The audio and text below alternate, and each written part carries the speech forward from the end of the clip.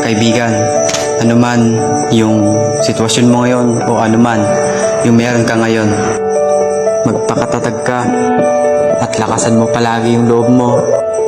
Alam ko na mahirap pero kakayanin mo yan.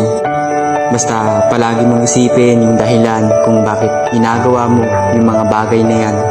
Hindi naman to para sa iba kundi para rin sa atin to. Kaya huwag kang susuko ha. Laban ng laban. Sabi nga nila, ang sumusuko ay laging natatalo. Ang hindi sumusuko ay nananalo. Basta lagi kang maniwala na may magbabago at mababago dyan sa buhay mo.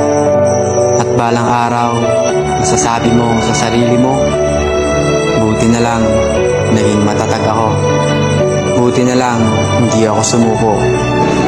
Basta lagi mong ipagkatiwala sa ating Panginoon na siyang nagbibigay sa atin ng lakas sa araw-araw nating buhay.